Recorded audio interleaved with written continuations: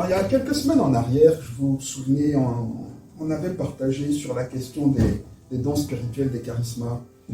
Et donc, à la fin de ce message, la dernière fois, j'avais entrouvert l'idée, ou alors j'avais commencé à dire et à affirmer que Dieu opère des miracles spectaculaires, c'est vrai, et que toute la dimension surnaturelle après laquelle on aspire est également biblique. Donc jamais dans mon propos il était question de dire qu'on n'a pas le droit à aspirer à des choses spirituelles, à des expériences spirituelles, etc. Ok ? Et ce matin, j'aimerais prendre ce biais-là pour expliquer, en tout cas pour partager avec vous, les conditions finalement dans lesquelles on peut expérimenter toutes ces choses que la Bible nous présente, n'est-ce pas, notamment dans le livre des Actes des Apôtres. Amen. Et je pense qu'une bonne manière pour comprendre, c'est de savoir déjà de quoi on parle et de savoir à quoi servent les choses que Dieu a mis à disposition pour nous. On a bien défini les dons charismatiques la dernière fois, je ne vais pas revenir sur cette définition, mais j'aimerais juste, pendant quelques instants ici, nous rappeler à quoi est-ce que Dieu a destiné les dons charismatiques. À quoi est-ce qu'ils servent? Bien sûr que Paul nous demande, ou nous exhorte plutôt, d'aspirer aux dons spirituels. Ok, mais on veut un don spirituel, pourquoi? À quoi est-ce qu'il sert? Pourquoi est-ce qu'on le demande? Bien sûr, la Bible le dit. Et j'aimerais juste qu'on prenne ici quelques instants pour parler de ça, et ensuite pour regarder cette notion d'expérience ou de manifestation spirituelle en soi. Amen. On va prendre un premier texte qui se trouve dans 1 Corinthiens 14. Évidemment, dès qu'on commence à parler de dons spirituels, de charisme, les meilleurs textes se trouvent dans les lettres de Paul, notamment dans cette première lettre aux Corinthiens. Donc dans 1 Corinthiens 14, on va lire un premier texte, un premier passage, qui se trouve au verset 2. Au verset 12, pardon. J'ai dit au verset 2, non, au verset 12. Voilà ce que Paul nous rappelle. Alors, il dit, de même, vous, puisque vous aspirez aux dons spirituels, que ce soit pour l'édification de l'Église, que vous cherchiez à en posséder abondamment. 1. On va lire ensuite dans Ephésiens 4, verset 11. Vous retenez bien ce qu'on vient de lire, s'il vous plaît? Ephésiens 4, verset 11. Quelques pages après. Ici, Paul écrit la chose suivante. Et il a donné, donc Jésus a donné les uns comme apôtres, les autres comme prophètes, les autres encore comme évangélistes, les autres comme pasteurs et docteurs. Verset 12, pour le perfectionnement des saints en vue de l'œuvre du ministère et de l'édification du corps de Christ. Amen. Alors ici, le parallèle est tout simple. Vous vous souvenez que quand on a défini la dernière fois ce qu'est un don charismatique, j'ai essayé de poser avec le plus de précision biblique qu'un don charismatique, un don surnaturel, un charisma, comme dit la Bible, est quelque chose qui nous est donné par le Saint-Esprit de manière gratuite. Et j'ai aussi défini que les dons cités par Paul dans sa lettre aux Corinthiens sont des dons spirituels tout autant que ceux que Paul cite ici dans sa lettre aux Éphésiens. Ça veut dire que le parler en langue, le don des miracles, la prophétie, le don de connaissance, enfin tous ces dons qui sont cités dans la liste de 1 Corinthiens 12 sont des dons charismatiques tout autant que le docteur, l'évangéliste, l'apôtre, le prophète, etc. D'accord? Tous ces dons sont des dons charismatiques. Et ici, on vient de lire la raison pour laquelle Dieu nous les a donnés. Et c'est à cause de cela que Paul nous exhorte justement à garder au cœur de notre aspiration pour les dons spirituels cette raison. Et qu'est-ce qu'il dit dans 1 Corinthiens 14, de verset 12, là-bas? Il dit, vous qui cherchez, donc, il dit, puisque vous aspirez aux dons spirituels, que ce soit pour l'édification de l'Église. Donc les dons spirituels, le parler en langue, etc., qui sont donc cités ici dans 1 Corinthiens 12, Paul dit qu'il faut qu'on aspire à les avoir en vue d'édifier l'Église. Et il dit la même chose. Il dit que Dieu a donné à l'Église les pasteurs, les prophètes, etc., pour le perfectionnement des saints, pour que les saints soient perfectionnés pour, verset 12 à la fin, l'édification du corps de Christ. Amen ou pas? Amen. Et donc, j'aimerais qu'on retienne ici qu'un don spirituel est toujours donné par Dieu en vue de l'édification de l'Église. Donc, les dons spirituels, finalement, sont donnés pour l'Église. Amen. Les dons spirituels sont donnés pour l'Église. D'ailleurs, quand on regarde un petit peu ce que Paul en dit, il donne ses instructions dans le cadre du culte, finalement, dans le cadre des réunions d'église, en fait. Et il précise ici très clairement que ces dons sont pour l'édification du corps et sont pour être finalement manifestés au sein du corps de Christ. Ok? Donc je suis ici au verset 26, 1 Corinthiens 14. Oh, on peut même lire un peu plus haut. Même verset 15 déjà. Ok? Il dit, que ferai-je donc? Je prierai par l'esprit, mais je prierai aussi avec l'intelligence. Donc on est d'accord que c'est dans le cadre de l'église, dans le cadre des réunions d'église. Je chanterai par l'esprit, mais je chanterai aussi avec l'intelligence. Ensuite, on va aller un peu plus loin. Verset 23, vous y êtes. Si donc dans une assemblée de l'église entière, là c'est sans ambiguïté, c'est précisé, dans l'assemblée de l'église, si donc dans cette assemblée tous parlent en langue et qu'il survienne des hommes du peuple ou des non-croyants, ne diront-ils pas que vous êtes fous? Mais si tous prophétisent, ou toujours dans l'assemblée, on est d'accord? Dans une réunion d'église, si tous prophétisent et qu'il survienne quelques non-croyants ou un homme du peuple, il est convaincu par tous, il est jugé par tous, etc., etc. Verset 26. Que faire donc quand on se réunit, sous-entendu, lorsque vous vous assemblez? Il le dit d'ailleurs de manière claire. Les uns ou les autres parmi vous ont-ils un cantique, une instruction, une révélation, une langue, une interprétation, que tout se fasse pour l'édification? Amen. En est-il qui parle en langue? Que deux ou trois au plus parlent, chacun à son tour, et que quelqu'un interprète. S'il n'y a point d'interprète, qu'on se taise dans l'église et qu'on parle à soi-même et à Dieu. Pour ce qui est des prophètes, que deux ou trois parlent et que les autres jugent. Et si un autre qui est assis a une révélation, que le premier se taise. Car vous pouvez tous prophétiser successivement afin que tous soient instruits et que tous soient exhortés. Etc., etc. Voilà, on va s'arrêter ici. Eh bien, simplement, ce texte nous reprécise, si d'aventure on en avait besoin, que les dons sont vraiment pour être exercés dans l'Église et dans nos réunions chrétiennes. Amen. Amen, amen. Ok. Ça, c'est la première chose. Je viens de dire que les dons sont pour l'Église. Il y a autre chose que Jésus nous dit, que Paul reprend, mais que Jésus nous dit, premièrement, dans Marc 16. Marc 16, vous le prenez avec moi, s'il vous plaît?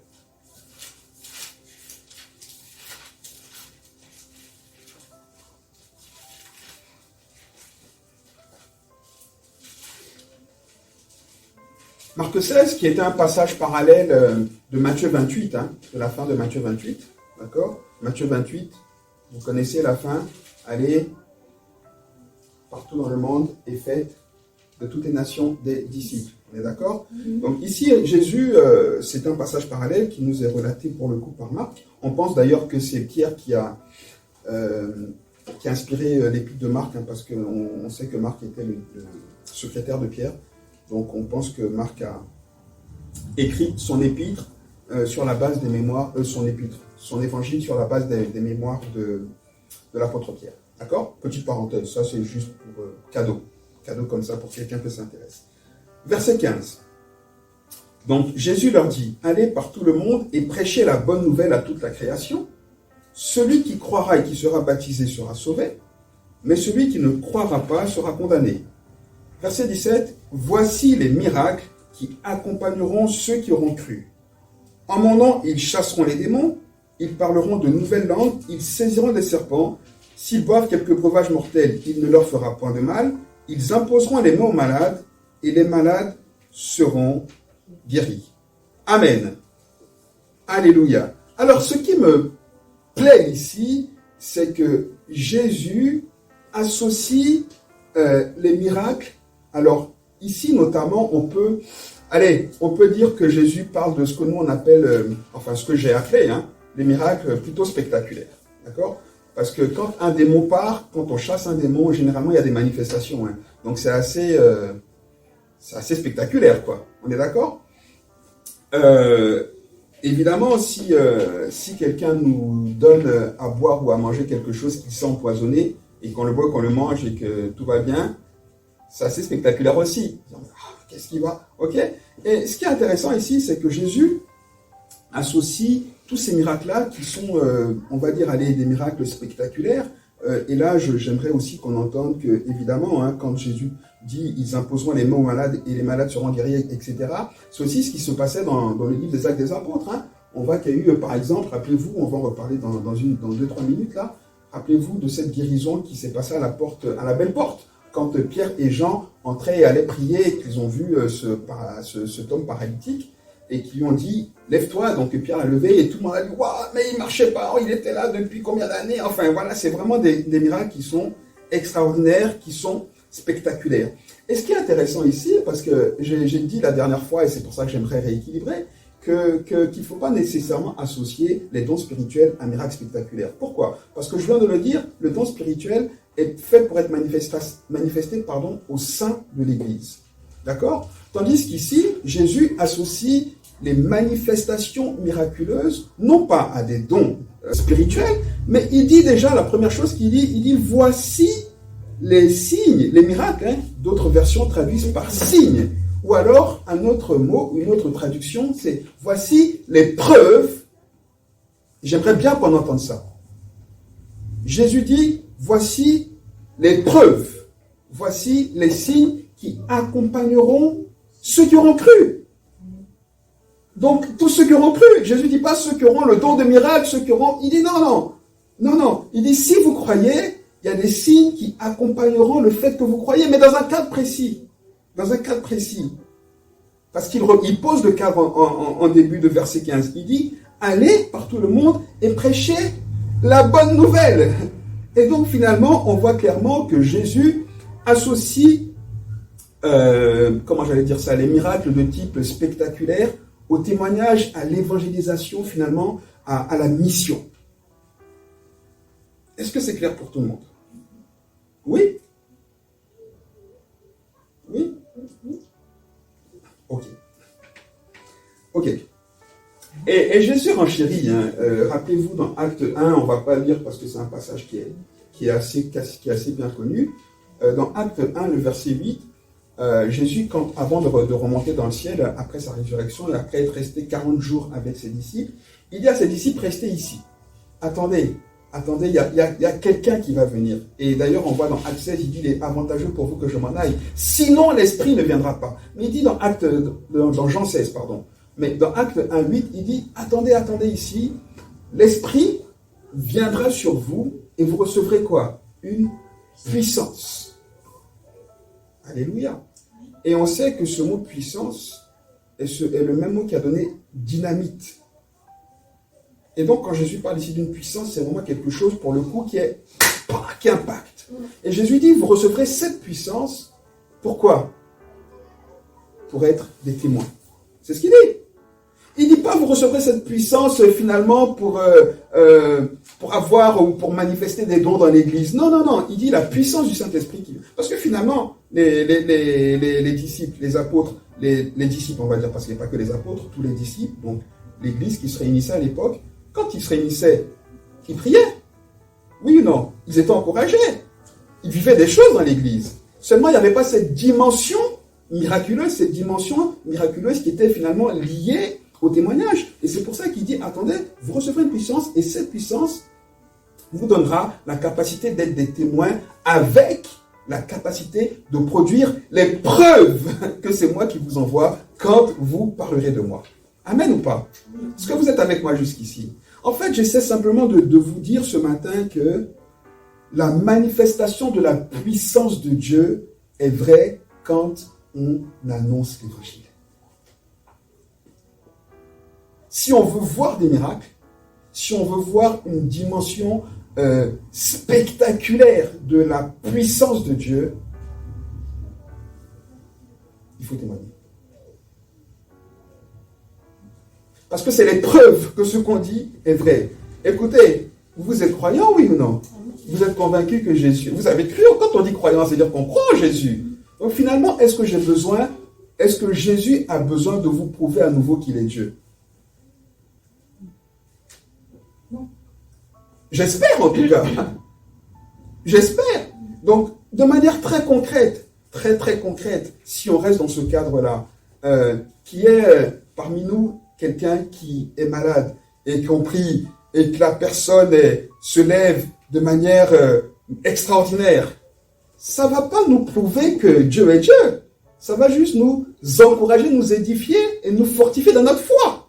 Vous comprenez? Donc Dieu n'a pas besoin de ces manifestations-là comme preuve dans l'Église, en fait. Et il dit, voilà les preuves qui vous accompagneront. Quand vous prierez, vous comprenez ce que j'essaie de dire?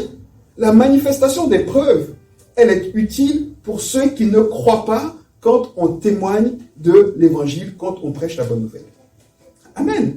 Donc j'essaie de vous dire que si vous voulez voir des choses miraculeuses, extraordinaires, vivre le surnaturel,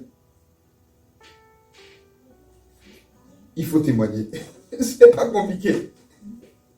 C'est pas compliqué. C'est pas compliqué.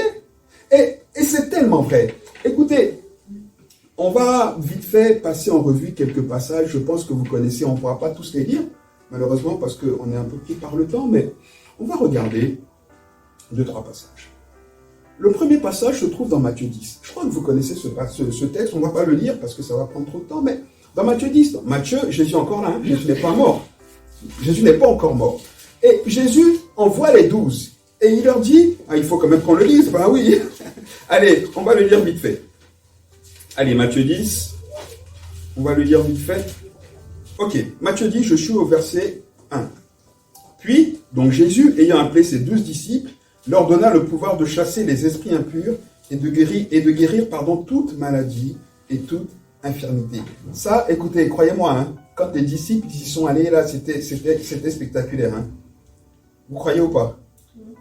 Toute infirmité, à mon avis, quand les infirmes se levaient, je veux dire, même pour nous aujourd'hui, ça reste très spectaculaire. Hein.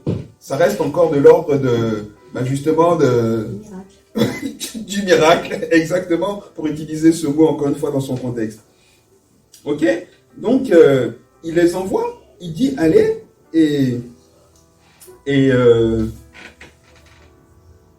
excusez-moi, il leur donne le pouvoir de chasser les démons, etc. Verset 7, pardon. Qu'est-ce qu'il dit? Il dit, allez, prêchez et dites, le royaume des cieux est proche. Donc Jésus dit quoi? Allez et évangéliser, allez et témoigner, allez et annoncer la bonne nouvelle. Ok? Et quand vous annoncez la bonne nouvelle, puisque vous annoncez la bonne nouvelle, déjà avant même que le Saint-Esprit ne n'ait été donné, verset 8, il dit, puisque vous annoncerez, alors guérissez les malades. Écoutez, regardez ce que Jésus dit. Il dit, ressuscitez les morts, purifiez les lépreux, chassez les démons. Alléluia. Alléluia. Écoutez, je trouve ça juste extraordinaire que les disciples aient vécu ça avant même que le Saint-Esprit, que la puissance promise par Jésus n'ait été donnée. Alléluia. Ils l'ont vécu. Ils ont vu des résurrections. Ils ont vu des malades, des lépreux. C'était des maladies incurables à l'époque. C'est des choses, vous savez, qu'on mettait les lépreux, on les parquait, pour ne pas qu'ils contaminent les autres. Donc imaginez quelqu'un qui est lépreux, que sa famille voit à nouveau guéri. C'était juste waouh. Et ils ont vécu toutes ces choses. Pourquoi? Simplement parce qu'ils étaient en mission. Parce qu'ils témoignaient. La puissance de Dieu est venue comme preuve pour attester que ce qu'il disait est vrai. Amen. Et ce que je trouve extraordinaire dans cette déclaration de Jésus qui dit dans Marc 16, c'est qu'il dit, voici les preuves qui vous accompagneront. Et ce que je trouve assez contradictoire ou paradoxal ici aujourd'hui chez nous les chrétiens, c'est qu'on prie pour que ces preuves-là soient visibles. Mais le problème, c'est juste parce qu'on n'est pas dans le bon cadre. Parce que Jésus dit que si vous évangélisez, si vous témoignez, les preuves vous accompagnent. Vous comprenez ce que je veux dire? Alors, soit Jésus ment, ce que je pense que personne ne dira, oui, on est d'accord, Jésus ne peut pas mentir. Soit c'est nous qui avons un problème, soit c'est nous qui ne comprenons pas quelque chose. Et donc, il y a une vraie, c'est pour ça que j'avais vraiment à cœur de replacer ça, il y a une vraie incompréhension entre les dons spirituels et les preuves du témoignage. On veut les dons spirituels, pourquoi? Pour guérir les malades ici dans l'église, pour dire quoi? Pour dire que moi j'ai plus d'onction. Ça ne sert à rien du tout, c'est ridicule. Par contre, si on va témoigner sans avoir demandé les dons spirituels, les preuves par les signes miraculeux nous accompagneront, et là oui, on vivra le surnaturel. Ah, moi j'aurais été amen aussi. Hein. Oui, parce que ça c'est quelque chose qui m'excite, parce que moi aussi j'ai envie de vivre le surnaturel. Et le surnaturel est prévu par Dieu pour nous, mais dans ce cadre-là. Ça veut dire qu'en fait, le matin, quand on se lève et qu'on sort de chez nous, on doit s'attendre à vivre quelque chose de surnaturel si on guette une occasion d'être en mission pour Jésus. De témoigner que Jésus est ressuscité et qu'il est Dieu incarné en homme. Ce qu'on va fêter dans une semaine, Noël, c'est l'incarnation. Noël, c'est Dieu devenu homme. Voilà une occasion d'aller dans les rues, d'être en mission et de vivre le surnaturel. Amen. Et donc, on a vu ici, hein, avant même que le Saint-Esprit ne soit donné, que le miraculeux attestait et accompagnait le témoignage, l'évangélisation de la mission. En dehors de ce cadre-là, je ne dis pas qu'il n'y a pas de miraculeux, mais le miraculeux est fait pour être vécu dans le cadre de la mission. Si on est en mission tous les jours, on n'a pas besoin d'aller en mission en Chine. Ah non. Notre quartier, déjà, c'est un terrain de mission. Si on est en mission tous les jours, on vivra le surnaturel. Amen. On pourrait citer plein d'exemples. Regardez le livre des Actes et jonché d'exemples. J'en ai parlé justement tout à l'heure. Ce paralytique que Pierre et Jean ont guéri devant le temple. Pareil, dans Acte 3, exactement la même chose. Quand ils se lèvent, qu'est-ce qui se passe? Eux, Pierre et Jean, ils étaient dans des dispositions de vivre le miracle. Ils étaient en mission. Évidemment, c'était le début de l'Église. C'est pour ça qu'ils ont vécu des choses comme ça. Ils avaient le souci à chaque fois de témoigner de Jésus. Et donc, qu'est-ce qui se passe? Quand ils voient ce gars-là, le gars, il se lève. Évidemment, ils leur ont pas dit, oui, Jésus est Dieu, etc. Ils n'ont pas dit. Mais écoutez quand même ce que Pierre dit. Il dit, regarde-moi. Le gars regarde, il dit, j'ai rien. Mais ce que j'ai, je te le donne. Au nom de Jésus de Nazareth, lève-toi et marche. Le gars, il n'a pas compris que c'est Jésus qui l'a guéri. Le gars, il n'a pas compris que Jésus est Dieu. D'ailleurs, la Bible dit que quand il se lève, qu'est-ce qu'il fait? Il loue Dieu. Amen. Et donc, il commence à aller parler. Et qu'est-ce qui se passe? Si vous regardez le texte, tout le monde commence à courir vers les apôtres en disant, mais on le connaît, mais il venait ici depuis des années, mais il n'a jamais marché avec lui. Mais qu'est-ce qui s'est passé? Et qu'est-ce qui s'est passé? Pierre et Jean les réunissent et ils commencent à prêcher la bonne nouvelle. Résultat, de 3000 hommes, mâles, l'Église augmente à 5000.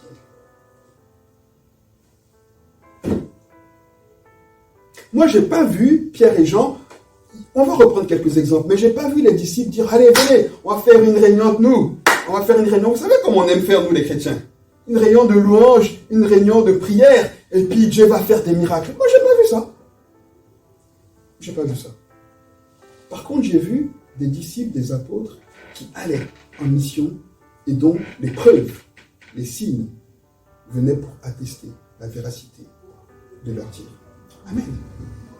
Écoutez, il y en a plein des exemples comme ça. On aurait pu citer encore Philippe en Samarie. On peut citer notamment Pierre quand il va à Lydie et qu'il va guérir ce disciple. Ok ? Et tous ces miracles, en fait, tous ces miracles sont précédés ou suivis du témoignage de la bonne nouvelle de l'évangile. Tous ces miracles. Tous. Alors, si nous, on veut vivre ces choses-là dans l'Église, il y a un moyen. C'est d'inviter des non-croyants. Il n'y a aucun souci. Si l'Église, ce qui est vrai pour beaucoup d'Églises aujourd'hui, si l'Église est pleine de personnes qui ne sont pas encore converties, qui n'ont pas cru en Jésus, et qu'on annonce l'Évangile, on verra des miracles. Mais si l'Église est pleine de gens qui ne sont pas convertis, et qu'on enseigne à être toujours plus saints, évidemment, c'est pas que c'est pas utile, mais il faut déjà que ces personnes-là aient cru en Jésus avant d'être enseignées qu'elles doivent être saintes. Vous comprenez? Et donc, si on mélange les choses, j'avais cette image-là, c'est un peu comme si finalement, et c'est ce qu'on fait, hein, de mon point de vue, les chrétiens, c'est ce qu'on fait. On veut jouer au foot, mais avec une balle de handball. C'est vraiment, je dis pas que c'est impossible, mais c'est tendu, quoi. C'est pas fait pour ça. C'est pas la même matière, ça n'a pas la même capacité de rebondir, enfin. Et nous, c'est ce qu'on fait. Et on s'étonne que ça ne marche pas, ou on s'étonne que ça marche trop peu souvent. Mais évidemment, je peux marquer un but avec cette balle. Mais bon, peut-être que j'aurais essayé plusieurs tirs avant. Et c'est exactement, de mon point de vue, ce qu'on fait. Donc, évidemment, si on est dans une optique missionnaire en tant qu'Église, pour dire, on veut ramener dans l'Église des non-croyants et enseigner que Jésus est ressuscité, oui, on va vivre le surnaturel ici. Oui. Mais sinon, Dieu n'a pas besoin de vous convaincre, vous êtes déjà convaincu. Alors, évidemment, est-ce que ça veut dire qu'il n'y a jamais de miracle dans l'Église? Non. Mais là encore, il y a un cadre. On regarde vite fait deux miracles. Le premier, les deux sont à peu près au même endroit. Dans Acte 9, s'il vous plaît, regardez avec moi. Dans Acte 9, enfin, je ne sais pas vous, hein. Si, je sais qu'on cherche le miraculeux, mais le problème, c'est qu'on veut juste que Dieu fasse par l'opération du Saint-Esprit, sans que nous, on soit enseignés. On veut juste que Dieu fasse. C'est pour ça qu'on est frustré. Dès qu'on commence à enseigner, à poser le cadre, en fait, on dit non, mais il faut le cadre. S'il n'y a pas le cadre, on continue de jouer sur un terrain de foot avec une balle de handball. Donc, ce que j'essaie de faire ce matin, c'est de remplacer le ballon de hand, là, par un ballon de foot. Et dire, maintenant, peut-être qu'on sera plus à l'aise. Vous êtes avec moi? Regardons donc rapidement ici dans... Oh non, on ne va pas prendre Acte 9. Non, laissons Acte 9. On va prendre un autre exemple qui est beaucoup plus parlant que celui-ci. Regardez avec moi toujours dans le livre des Actes. Acte 20. Acte 20, je suis au verset 7. La Bible dit que le premier jour de la semaine... donc, ils étaient réunis, donc les disciples, donc nous étions réunis, évidemment ici c'est Luc qui explique, donc Luc y était, nous étions réunis pour rompre le pain. Ok, premier indice, nous étions réunis pour rompre le pain, ça veut dire quoi? Ça veut dire qu'ils étaient dans un culte, puisqu'il y avait la fraction de pain. Donc c'était l'église, on est d'accord? La fraction de pain c'est la Sainte Seine, hein? Donc c'était l'église, on est d'accord, hein? Qu'on soit bien au clair sur ça. Donc là c'était clairement, typiquement une réunion d'église. Ok? Paul, qui devait partir le lendemain, s'entretenait avec les disciples et il prolongea son discours jusqu'à minuit.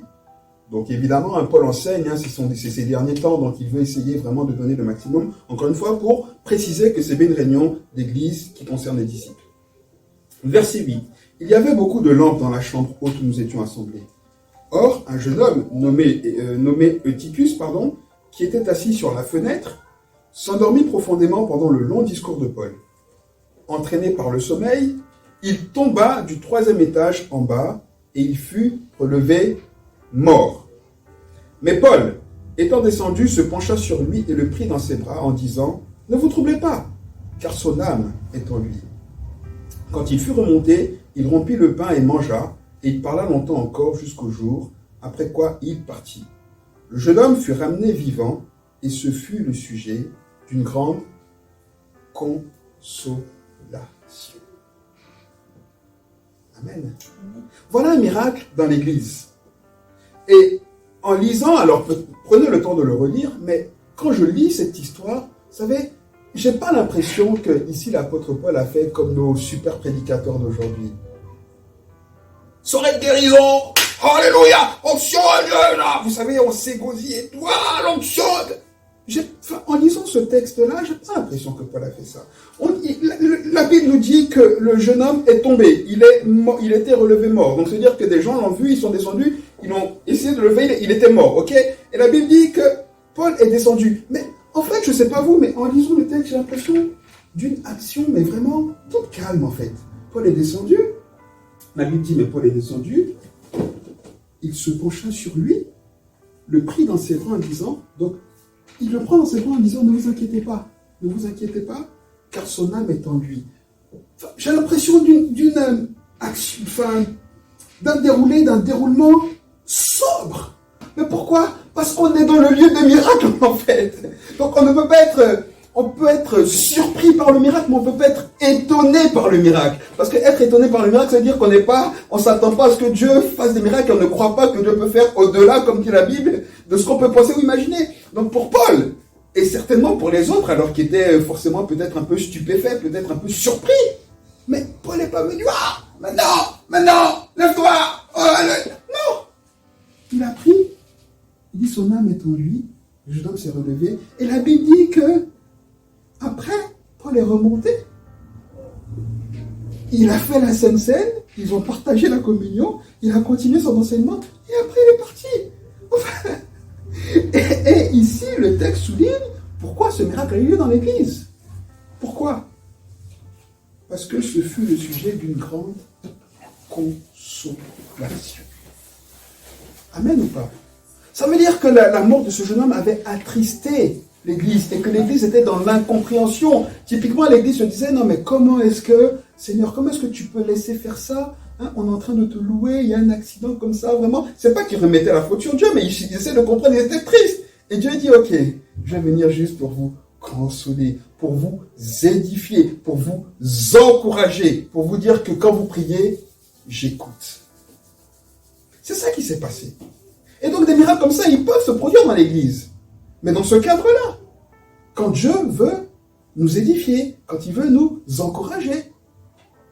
Amen ou pas? On voit exactement la même chose en ce qui concerne les manifestations spirituelles. Vous savez, les manifestations surnaturelles dont j'ai parlé, notamment avec l'exemple de Paul qui dit qu'il était ravi au troisième ciel, etc.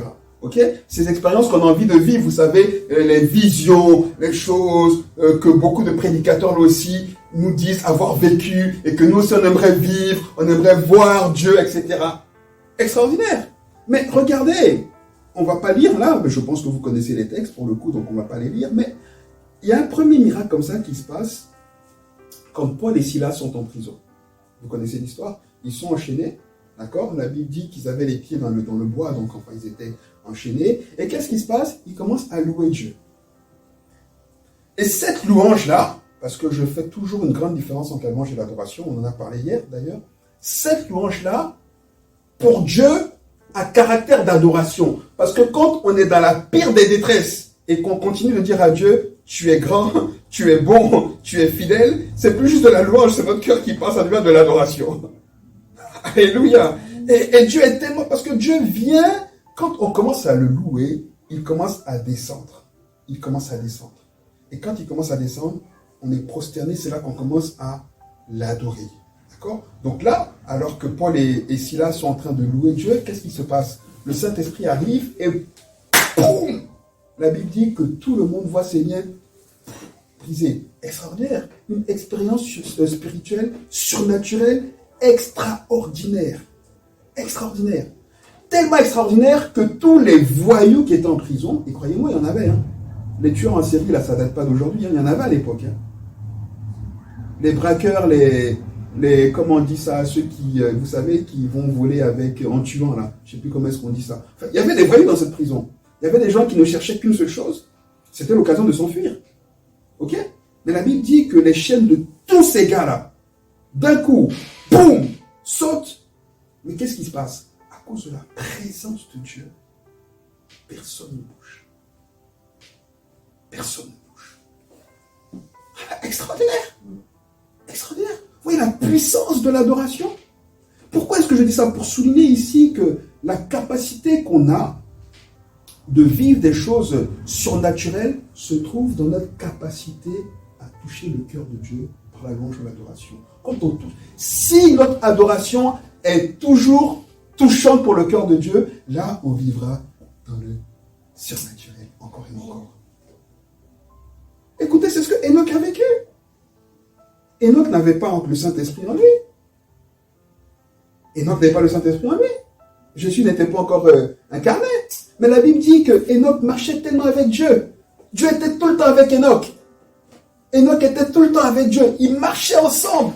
Il était toujours dans le surnaturel à tel point que Dieu a dit, écoute-toi, je ne sais même pas ce que tu fais là, allez, viens, toi, ta place est dans le ciel. Il a pris, il n'est pas mort, il n'a pas connu la mort. C'est ça la réalité. Vous comprenez? Donc pour vivre des choses comme ça, des manifestations, des expériences surnaturelles comme ça, le premier élément, la première clé, c'est l'adoration. Donc si on ne passe pas du temps à louer Dieu, on ne passe pas du temps à contempler Dieu, il ne faut pas qu'on s'attende à ce qu'il vienne nous gratifier d'une présence palpable, visible, miraculeuse. Non, mais parce qu'on l'aime pas assez. Parce qu'on l'aime pas assez. Vous comprenez? Je finis avec ce deuxième exemple, rapidement, qui est une autre manifestation surnaturelle. Quand Pierre est emprisonné, dans Acte 12, laissez-moi finir avec ça, s'il vous plaît. Qu'est-ce qui se passe? La Bible dit qu'à l'époque, là, Hérode, qui était un roi ignoble et méchant, avait déjà fait assassiner Jacques, le frère de Jésus, le compagnon de Pierre et Jean, donc le frère de Jean. Il avait déjà fait assassiner. Et il faisait souffrir volontairement tous les chrétiens. Donc il voulait tuer du chrétien parce que la Bible dit que ça plaisait aux gens. Et donc quand il fait arrêter Pierre, tout le monde sait. Alors Pierre n'est pas jugé et dans l'immédiat, il va le faire juger, donc c'est parce qu'il y a la fête, donc il va le faire juger après la fête. Mais tout le monde sait qu'il va faire juger Pierre, que Pierre sera condamné et que Pierre va mourir de manière atroce. Donc pendant que Pierre est en prison, qu'est-ce qui se passe? L'église, là-bas, ils intercèdent, ils prient, ils prient, ils prient, ils prient. Seigneur, souviens-toi de Pierre, souviens-toi de Pierre, souviens-toi de Pierre. Et la prière de l'église, l'intercession de l'église, fait vivre à Pierre une manifestation surnaturelle, extraordinaire. Pierre dit que quand l'ange vient, la Bible dit que quand l'ange vient, il donne un coup à Pierre, Pierre sursaute, il dit habille-toi rapidement, et Pierre lui-même, malgré le coup qu'il lui a donné et tout, dit, mais la Bible dit que Pierre pensait qu'il était en train de rêver. Et c'est seulement quand il se retrouve dehors qu'il dit, ah mais je vois que Dieu a vraiment agi pour me sauver. Et c'est tellement extraordinaire. Donc ce que je veux dire ici, c'est que là-bas, Pierre vit une expérience surnaturelle qui est déclenchée par quoi? Par l'intercession de l'Église. Mais est-ce que l'Église vit quelque chose de surnaturel là-bas? Non. L'Église va voir que Dieu agit surnaturellement. Mais quand elle prie, vous comprenez ce que je veux dire?